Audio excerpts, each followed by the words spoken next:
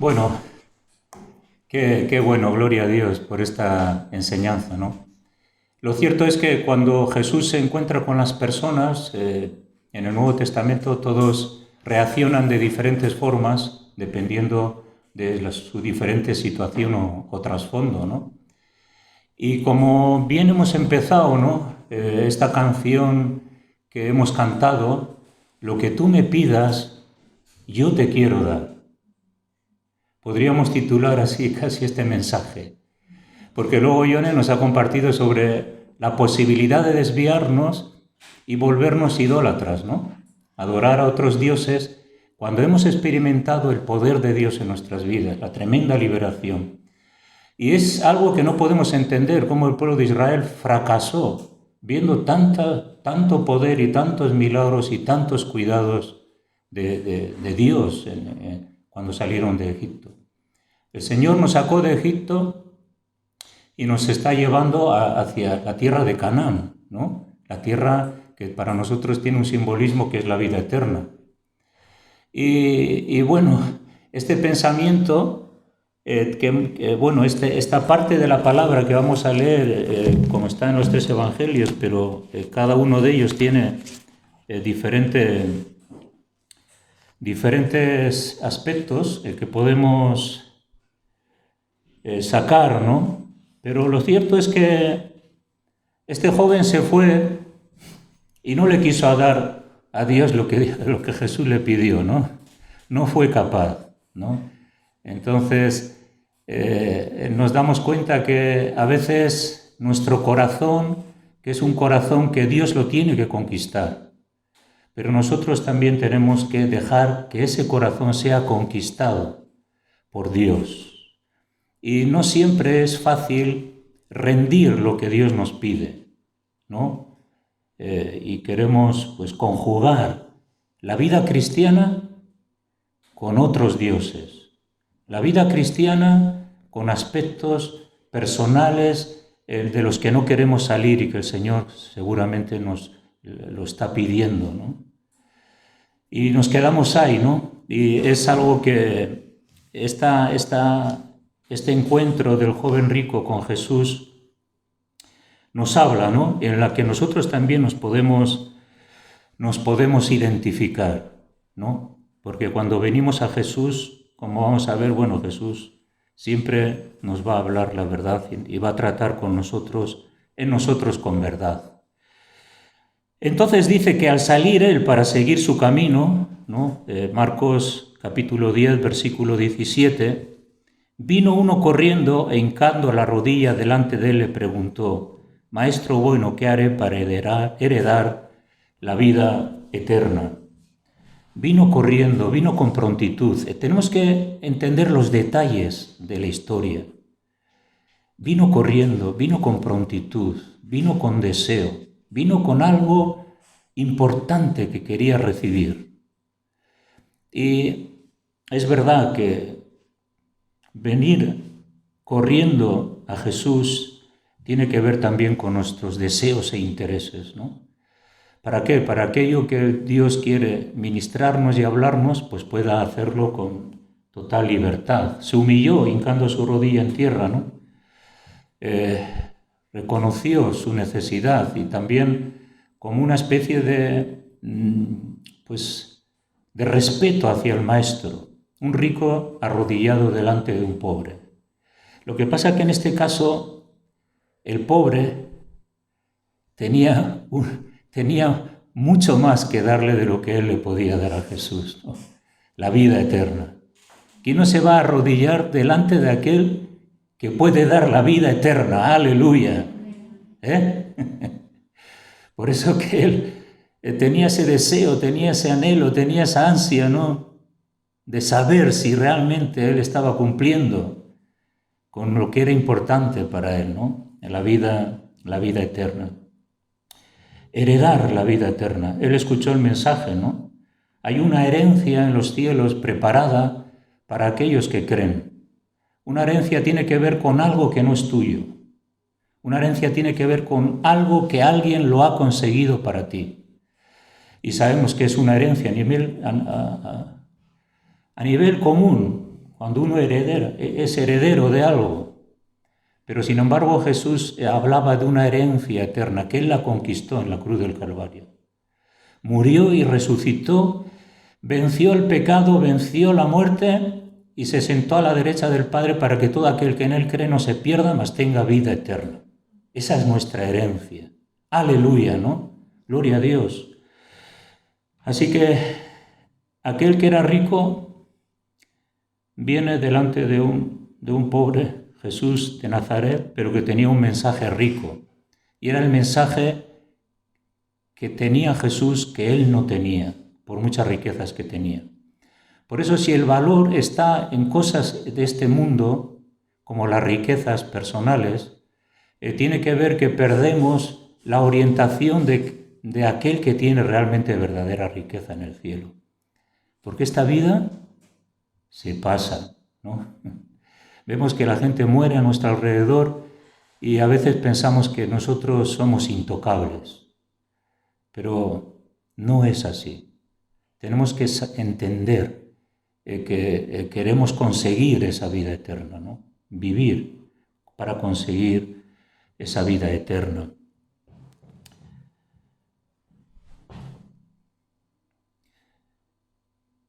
Le dice, ¿qué haré? ¿No? Para heredar esa vida eterna. ¿Qué haré? ¿Qué haré? Y claro, cuando pronunciamos esta palabra, ¿qué haré?, tiene que ver a veces con cierta inseguridad en nuestras vidas. ¿Qué haré? No estoy seguro. Cumplo algunas cosas, voy a la iglesia, hago esto, hago aquello, pero si hay algo más que debo de hacer, Jesús me lo dirá. ¿Qué haré para heredar esa vida eterna? Su religión tampoco le daba la seguridad, porque era un judío docto que cumplía, según hemos visto, y dice, pues yo todo lo que me has dicho Jesús no lo hago. Pero sin embargo él no tenía esa seguridad. Las actividades religiosas o los actos religiosos o los esfuerzos religiosos, cualquiera que sean, nunca pueden dar la seguridad de nuestra salvación. Sino que la seguridad de la salvación viene cuando, a través del arrepentimiento, hemos visto que hemos nacido de nuevo y colaboramos con Dios en esos requisitos importantes que es la obediencia a la fe del Nuevo Testamento.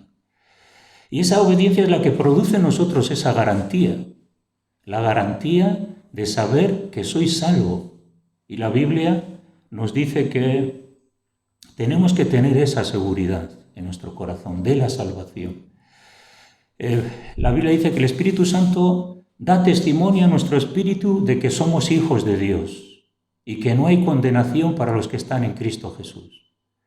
Ese sello del Espíritu, esa paz en nuestro corazón, es vital tenerla. Y eso viene a través también de que hemos respondido a Jesús, no solamente en cosas básicas, como el adulterio, la fornicación, la impureza sexual, las relaciones ilícitas, la mentira, el robo, la violencia, y todo eso que a grandes rasgos decimos, yo no hago eso.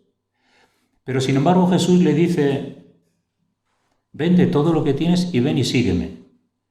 Esa entrega a Cristo y ese seguir a Cristo tiene que ver con nuestra obediencia.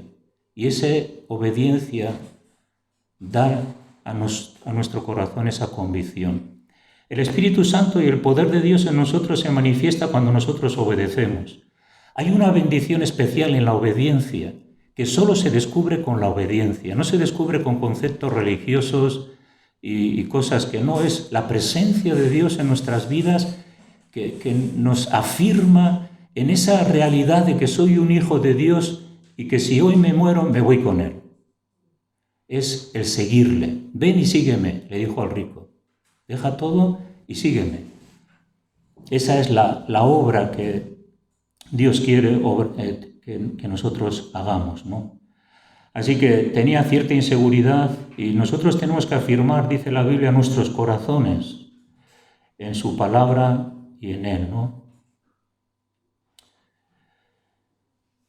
Es algo que todos debemos de hacer. Yo creo que en alguna ocasión de nuestra vida yo lo hice, ¿no? Y dije, bueno, ¿y qué debo de hacer para entender la vida? ¿Y qué debo de hacer para saber que hay una eternidad? ¿Y qué debo de hacer para responder a esa cuestión tan importante en mí, que un día me muero y me voy a la eternidad? Pero ¿qué haré para que yo vaya y sepa qué hay allí? Y si lo que estoy haciendo es algo que Dios aprueba. Y eso es importante para el ser humano. ¿Por qué? Porque Dios ha puesto eternidad en el corazón del hombre. Eso no lo puede quitar el hombre de ahí. Es algo que Dios le ha puesto. Ahora, también la Biblia habla de que algunos endurecen el corazón, encauterizan su conciencia y algunos hasta no pueden volver, ¿no? Por la dureza de su corazón, ¿no? Pero ¿qué haré? ¿Qué haremos? ¿Qué haremos, no? ¿Qué haremos para seguir adelante? ¿Qué haremos para hacer mejor las cosas? ¿Qué haremos para agradar a Dios? Y hemos cantado en la canción, ¿no? Lo que tú me pidas, yo te quiero dar. ¡Ah, Dios! Lo que tú me pidas, yo te quiero dar. Sabemos que a veces, aunque Dios no nos lo pida, ¿no? Sabemos lo que le tenemos que dar, ¿a que sí? Pero esa palabra, lo que tú me pidas, oh Dios, yo te quiero dar. Oh, si podríamos hacer eso, ¿no? Hay una batalla ahí, ¿no? La carne y el espíritu, ¿no? El espíritu busca las cosas de Dios, la carne quiere lo suyo. Y hay una lucha entre el espíritu y la carne. Y es una batalla que nosotros tenemos que librar. Y esa batalla es algo que, por medio también de la oración y de la búsqueda y el anhelo, ¿no? podemos hacer. Sí que cumplía muchas cosas, pero no tenía seguridad. El cumplimiento de cosas religiosas no da la seguridad de nada. Él se pensaba que era bueno. Algunos, cuando predicamos el Evangelio, se piensan que son buenos. Es que yo no hago nada, ¿no? Y no se dan cuenta que se tiene que ver con una rendición y un nuevo nacimiento, ¿no? Así que parecía ser salvo, ¿no? Este joven, ¿no? Y quería la salvación con algo adicional. Sí, Señor, yo quiero ser salvo, pero déjame que esto vaya conmigo, ¿no? Que este pecado vaya conmigo, que esta actitud de mi corazón que vaya conmigo, sí, Señor, yo quiero ser salvo, pero déjame que viva mi vida, ¿no? Que siga haciendo las cosas de la misma forma. No, que yo quiero ser salvo, tú sabes que mi deseo es que lo que tú me pidas yo te quiero dar, pero no se lo damos, ¿no? No nos rendimos a Él, ¿no? Entonces, en ese sentido, a veces queremos la salvación, pero la queremos al precio que nosotros queremos poner. Pero la salvación tiene un precio, y es el precio de la entrega a Cristo, sin condiciones. Porque si ponemos condiciones, vamos a llegar, pues quizás a 15, 10 metros, pero si nos rendimos al Señor, entonces nuestra carrera es una carrera que va hacia la vida eterna. Amén. Esa es la carrera que tenemos que correr, el deseo de alcanzar la vida eterna. Mientras estamos en esta vida, estamos sujetos a muchas tentaciones, muchas situaciones, la mente, los pensamientos, los deseos, las emociones que constantemente tenemos que controlar. El odio, el rencor, las amarguras. Todo eso lo tenemos que controlar y tenemos que vivir de acuerdo a la voluntad de Dios, ¿no? Venciendo esas tendencias. Bueno, antes se nos ha leído un pasaje, aquí dice, ninguno puede servir a dos señores, Mateo 6:24, porque o aborrecerá al uno y amará al otro, o estimará al uno y menospreciará al otro. No podéis servir a Dios y a las riquezas. Pero bueno, aquí las riquezas puede ser como un simbolismo de lo que puede ser rico para nosotros, no necesariamente el tema económico, sino a veces lo que nosotros pensamos que es rico, que es bueno, que lo queremos tener, lo queremos adquirir, lo queremos poseer, ¿verdad? A veces el problema no es tanto el dinero, es más bien nuestras actitudes y nuestro corazón que quiere tener adicionalmente a nuestra fe aspectos que los queremos mantener. Pero eso es imposible. Tenemos que entender que es imposible. Que Dios lo que quiere es nuestro corazón, total. Lo que tú me pidas, yo te quiero dar. Si Dios nos pide algo es que se lo podemos dar. Vamos recorriendo el camino de la fe y vamos entendiendo, pero Dios nos va pidiendo, ¿no? Porque el propósito de Dios es nuestra santificación. ¿Qué es la santificación? Que cada vez puedo conseguir ser más santo. Puedo adquirir más la santidad como consecuencia de que también me rindo a lo que Él me pide. Y no siempre es fácil, ¿verdad? No tenemos que darle tanto valor, ¿no?, a esas cosas que pensamos que tienen que estar con nosotros siempre, ¿no? Sino más bien tenemos que tener la confianza en Dios, no tanto la confianza en las cosas a nuestro alrededor, ¿no? Tampoco nos puede dar la verdadera felicidad aquello que acariciamos o deseamos y que incluso lo tenemos y lo disfrutamos. No siempre es la garantía de la felicidad, ¿no? Y a veces siempre puede llegar a dominar en nuestra mente aquello a lo cual estamos entregados. Si es dinero, pues nuestra mente nos domina en cuanto al dinero, al poseer, al tener, ¿no? Y ya dejamos como prioridad la obra de Dios y tenemos como prioridad otras cosas, lo que antes hemos oído. Por eso esta reunión tiene una dirección específica a la cual todos nos tenemos que enfrentar y a la cual tenemos que responder, ¿no? Que Dios es un Dios que quiere que Él solamente esté en el trono. Ninguno puede servir a dos señores. Uno es el Señor, Dios, y otro pueden ser otros señores, otros aspectos a los cuales podemos dar lo que hemos oído, nuestro tiempo. Podemos dar incluso parte de nuestra economía. Podemos dar parte de invertir nuestros deseos en ellos. Y entonces ocupa un lugar donde Dios no es el primero, sino que Él es el segundo. Y sí, no nos olvidamos de Dios, pero queremos siempre cosas adicionales, que a veces son como más fuertes las cosas adicionales que las cosas espirituales. Un 25% de Dios y un 75% de las cosas adicionales.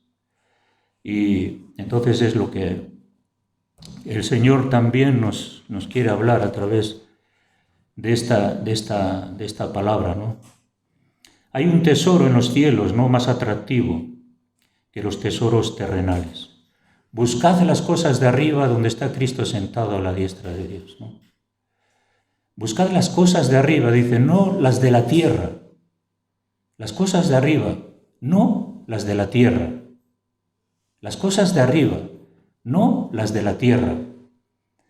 Claro, vivimos en la tierra y tenemos que preocuparnos de las cosas de la tierra. Pero cuando hay una preocupación excesiva, más que el reino de Dios, pues también es lo que hace que haya dos señores. O aborrecemos a uno, amamos al otro, aborrecemos al otro, ¿no? Es difícil de conjugar una vida en su plenitud cuando hay otras cosas, ¿no? En ese sentido, tenemos que entender, ¿no?, que hay un atractivo mayor en la eternidad, ¿no? Sí que la Biblia nos ha dicho que no nos ha prometido prosperidad, éxito o aceptación social, ¿no?, sino que a veces aflicción, pérdida de amigos y cargos. El hecho de que nosotros nos comprometamos con el Señor es sinónimo a que no nos vayan bien las cosas. No siempre, pero sí que hay un precio que pagar. Por eso luego al final de este relato habla Bueno, en otra parte habla de la cruz, ¿no? Entonces, la vida cristiana es, si tenemos a nuestros amigos, si consideramos demasiado a nuestros amigos, consideramos demasiado el riesgo de perder algo por nuestra fe y nuestra confianza en Dios, lo que hace es que no avancemos y lo que hace es que esté nuestro corazón dividido, ¿no? Lógicamente, cuando nosotros queremos adquirir algo, el reino de los cielos pues tiene un precio. El reino de los cielos tiene un precio, es gratis.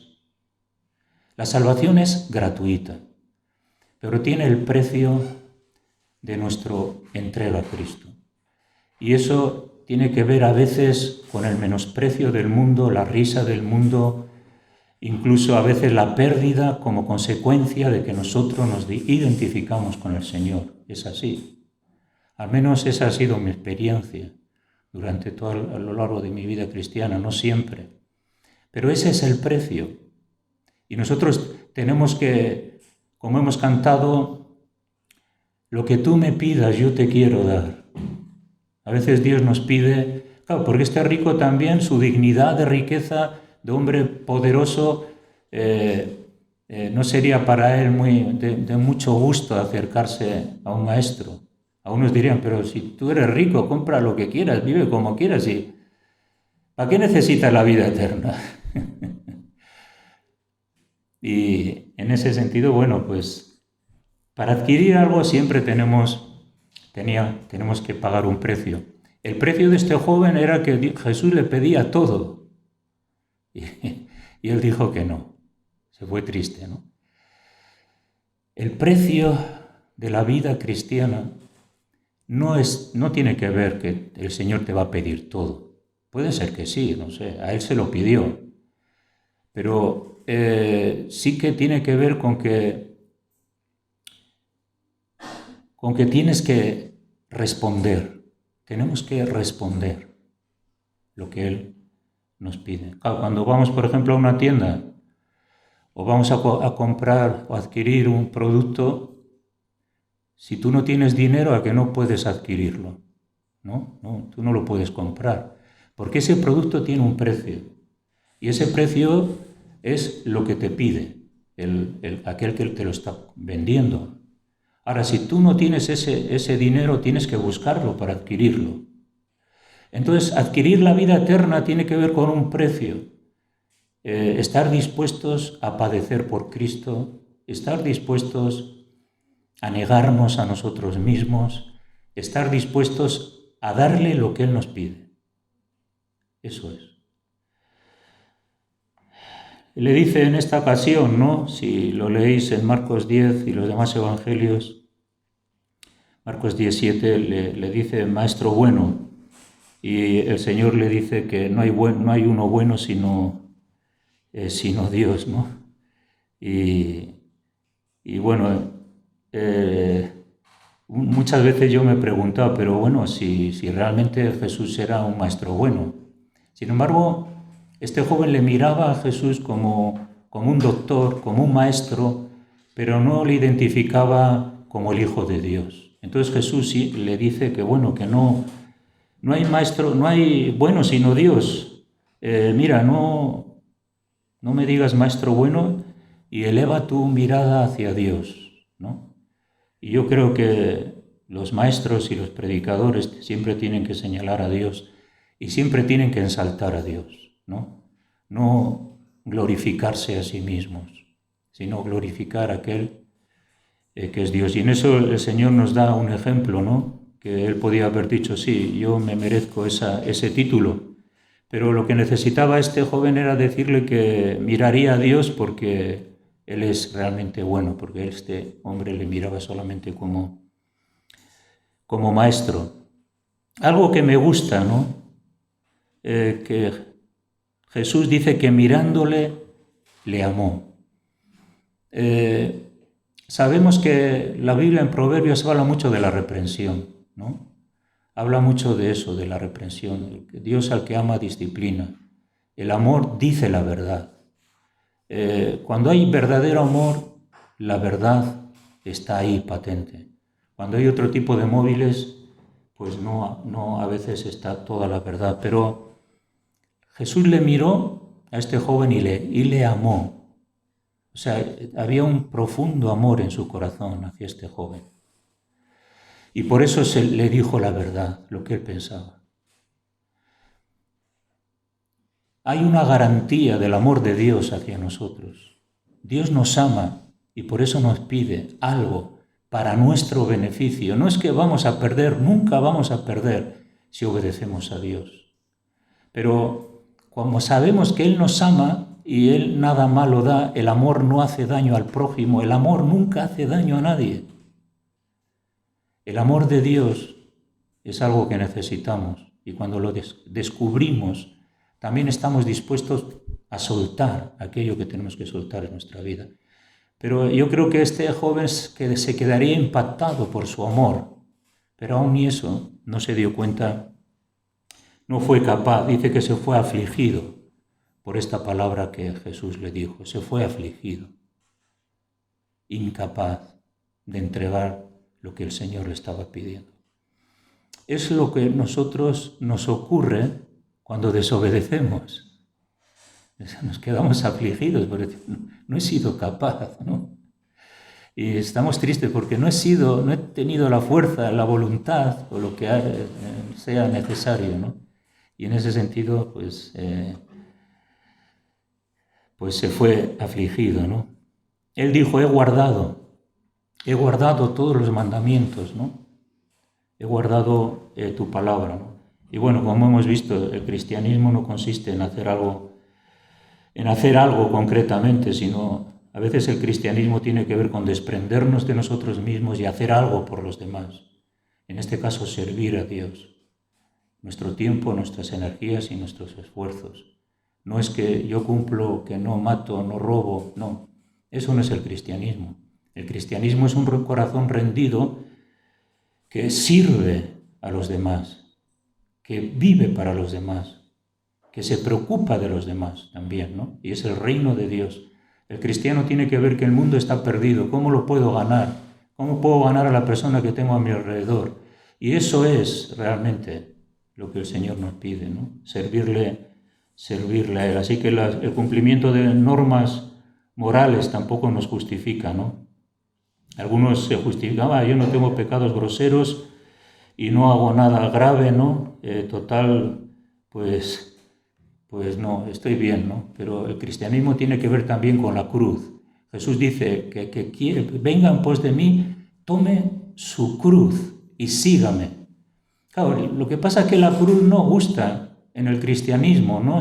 No, yo me quito la cruz, quiero el cristianismo, quiero las ideas espirituales y bueno, me quedo con conceptos de vida cristiana, pero no me pongo la cruz. La cruz que se quede ahí. Pero Jesús dice que el que me sigue tome su cruz y sígame. Y eso es lo que tiene que ver con la condición de la vida cristiana, ¿no? Algo que quizás podemos pensar en este joven, si él habría entregado todo, él podría valorar que saldría de una vida cómoda a una vida no tan cómoda, ¿no? Y bueno, yo pienso en la comodidad. Claro, nos gusta la comodidad. Estar aquí, me siento, voy allí, trabajo, hago esto, aquello, resuelvo mis problemas y todo me es cómodo, ¿no? Pero cuando empezamos a servir al Señor, se va la comodidad y hay una prioridad, es la obediencia.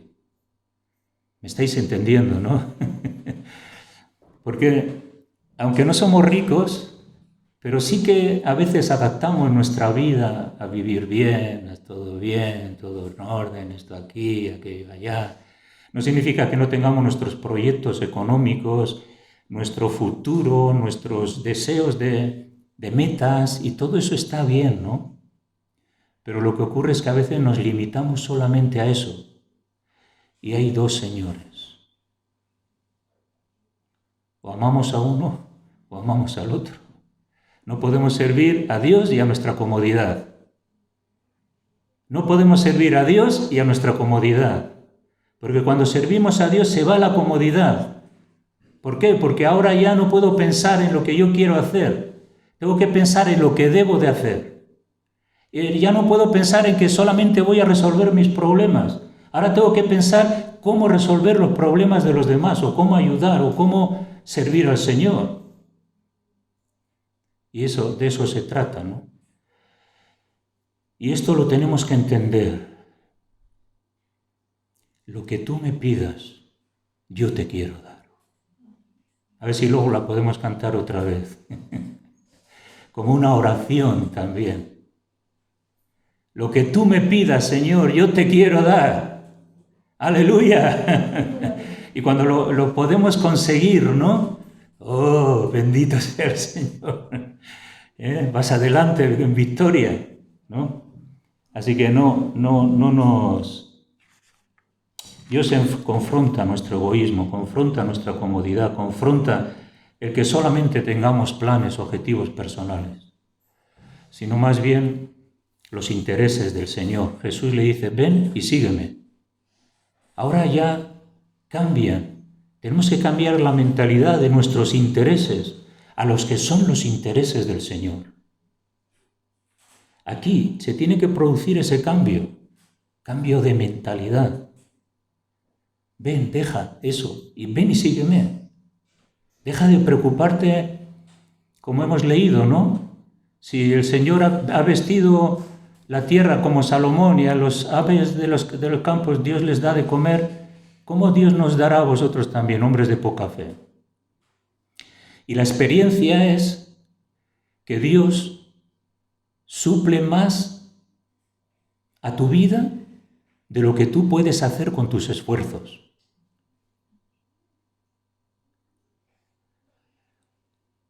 Respondió Jesús y le dijo, de cierto os digo que no hay ninguno que haya dejado casa, hermanos, hermanas, padre, madre o mujer, o hijos o tierras, por causa de mí y del Evangelio, servicio a Dios.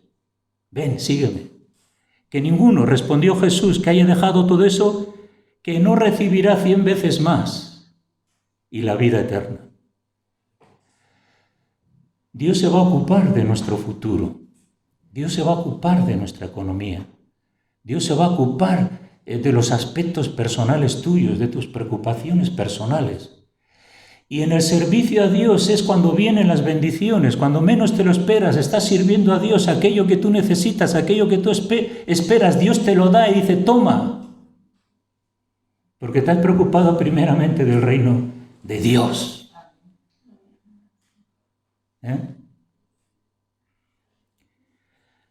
Y dice,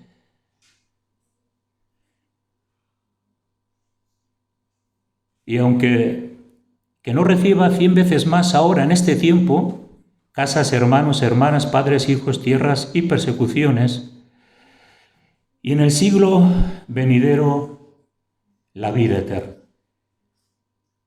Eso es lo más importante. Ahora, dejamos, cuando decimos, Señor, lo que tú me pides yo te quiero dar, lo dejamos, pero a cambio tenemos la vida eterna. Este joven se fue triste, pero nosotros tenemos que responder a Dios. ¿Para qué? Porque queremos la vida eterna. Queremos obedecerle, queremos la salvación. En ese sentido, bueno, pues algunos están dispuestos a seguir a Jesús en sus demandas, otros se sienten incapaces de dejar el pecado. Cuando Dios nos llama, nos dice, este pecado, quítalo. Es una demanda. El Señor nos llama y nos pide, y nos demanda, para luego podernos darnos más, sobre todo y al final la vida eterna, ¿no? Y no tiene nada que ver, ¿no? Que, como decía antes, que el provecho que podemos tener de nuestros esfuerzos, de nuestra vida laboral, todo lo que hacemos es algo legítimo. La Biblia habla de la legitimidad de nuestras posesiones. El dinero no es malo, el dinero es bueno y todos lo necesitamos, ¿no? Entonces es importante que busquemos los verdaderos valores, ¿no? Aunque nos preocupemos por esta vida, ¿no?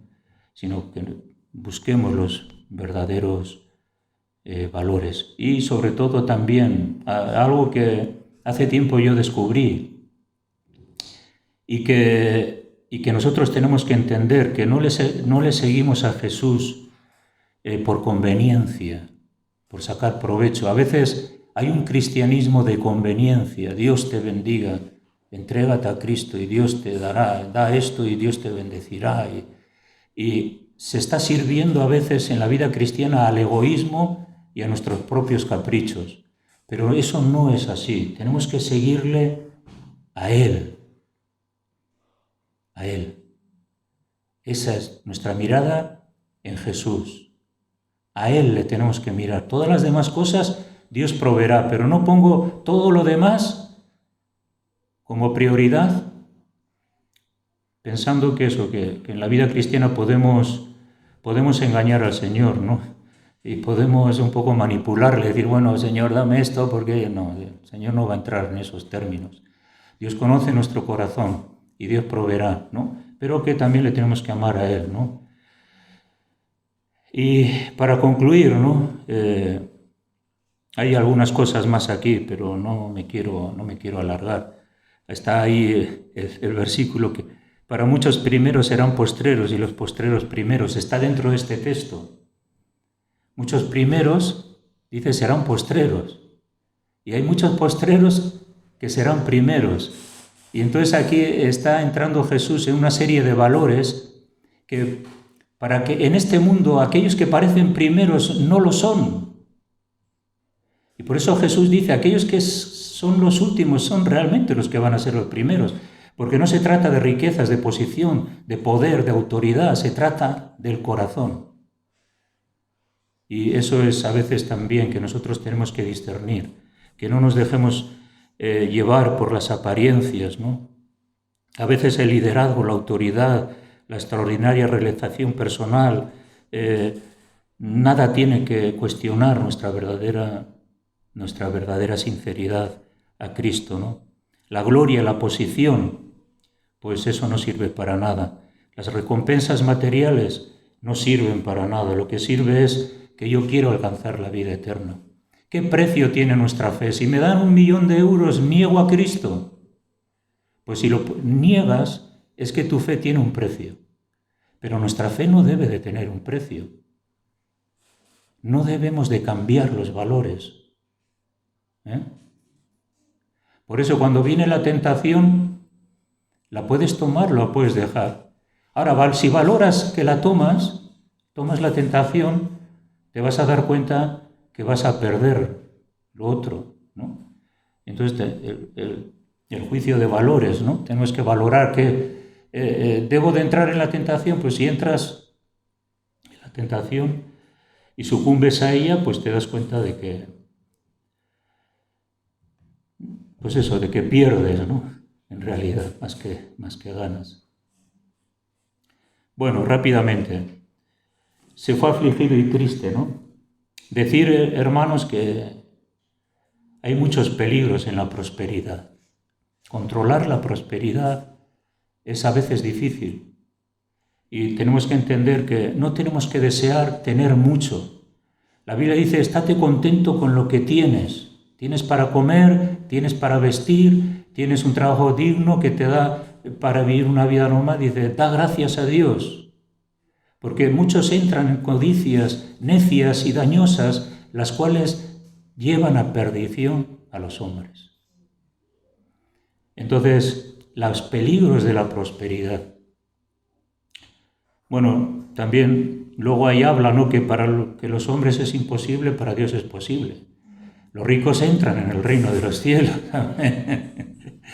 ¿no? Es difícil, pero entran. Hay gente rica y tiene una fe basada no en sus riquezas, sino basada en una confianza plena en Cristo. Lo demás es secundario, ¿no?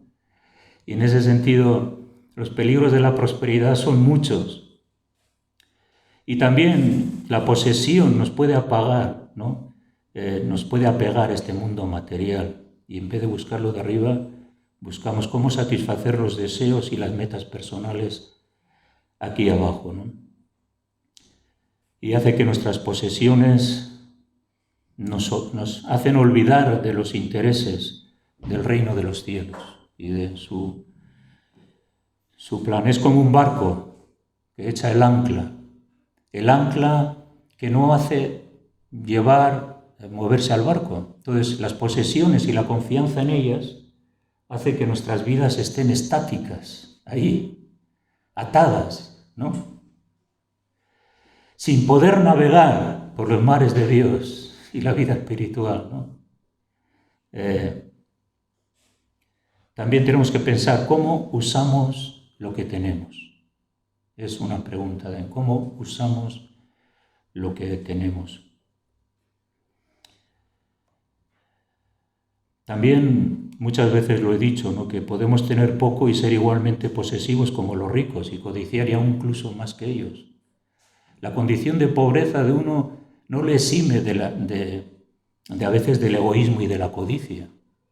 Hay más codiciosos entre los pobres que entre los ricos, posiblemente. Además, los pobres codician cosas que están muy lejos, ¿no? Pero las codician. En cambio, el rico tiene cosas y no las codicia porque siempre las ha tenido, que no tiene mucho que codiciar, ¿no? Pero entendamos esto, ¿no? Que la codicia no solamente es de los ricos, es de los pobres también, de los que no tienen. Y también hay un principio bíblico, ¿no? Que tiene que ver con nuestras ofrendas, que si sembramos, también recogeremos. Dice que el que no dio, no tuvo más, pero el que dio, Dios le prosperó. Significa que Dios también bendice la generosidad de los creyentes, ¿no? Ay. Bueno, sí, pero entonces vamos a cantar esa canción y vamos a decirle, porque claro, cada uno de nosotros tenemos algo que tenemos que dar a Dios, ¿a que sí? Uy, qué oportunidad tenemos ahora para cantar y decirle al Señor, lo que tú me pides yo te quiero dar. Lo que tú me pides yo te quiero dar. Aleluya. Sé que hay a veces en nosotros fortalezas, hay ataduras, hay actitudes, situaciones de nuestro carácter que nos cuesta rendir.